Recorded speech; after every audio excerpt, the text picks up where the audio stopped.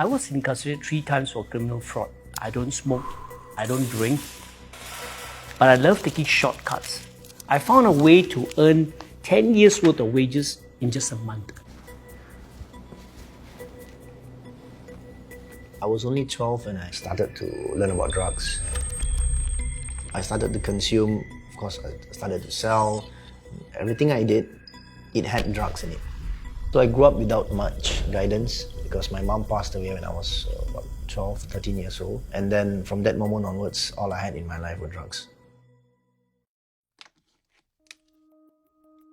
Spending 22 hours a day confined in a tiny prison cell, my mind would just wonder, my family doesn't want me, my kids will hate me, there's no one I can turn to, or why haven't I even died?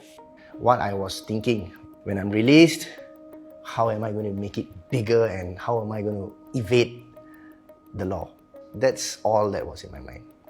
So I've been reading books all my time in prison, but it was during my 7th imprisonment that I started asking myself, what if I die right there? What would I have achieved in my life so far?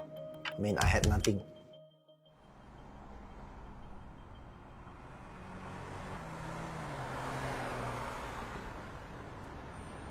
The opportunity to work in a call center in the prison was probably the most defining moment of my life. And the moment you get into the call, right, you forget that you are even in prison. I used to call 100 customers a day. 80% of them will reject you. But doing this for months and years taught me never to give up. I began to dream with my eyes open. I say, hey, maybe one day I can even set up a small call center and help the likes of me and give them an opportunity to work in that environment and bring the best out of them. When I look back, what is there for me to be proud of? And then when I had this thought, I just knew that I had to do something. But then when I decided to turn my life around, I approached the prison staff and told them that I wanted to work in Agape. Everyone needs it. I think that's smart. Hey, Anil. how are you, man? Yeah. Good to see you, man. Huh? Have a seat. Anil is a mentor figure for me. I mean, Am I? yeah. Okay, that's nice to know. Yeah. And I always look up to Anil. One more for him? One more coming. Yeah. When we were running the men's call center in the prison, right, Rizwan was a very interesting person. He was different from the rest because not only he had potential, he was teachable. Anil was always there. I mean, he will come in every day into the call center and he remembers all our names and he will come, Rizwan, how is it going today? Everything okay? Then you go to the next person. I was actually amazed, by looking at him. It is not easy to run a call center in prison. How I wish, I can follow his footsteps. It's very hard. It's a different level of determination. Nothing will faze him, nothing can stop him. So Anil, how is the training academy going? Training academy is good, but now we've taken a new office, right? We're building it up. One of the most significant moments of Agape's journey is the partnership with Barclays Bank. Not only did they come in supporting us in funding, they came with friendship.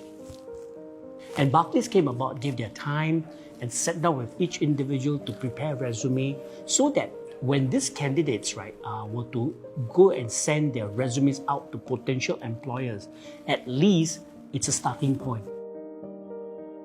The resume writing skills and job interview skills were taught to me by volunteers from Barclays, and I was quite happy because I was able to share this with my friends. It was quite surreal for me. Me helping people like me, it never crossed my mind before. I helped create, I think, 10 to 15 resumes. They were all crowding around me. And I was so busy. I was very happy, I've been volunteering with them on a regular basis. I was really inspired by the work that they have been doing. I could see the beneficiary actually gaining confidence and also direction. So because of all these opportunities that I got in Agape, all this gave me that confidence I needed to move on and to where I am now, working for a tech company.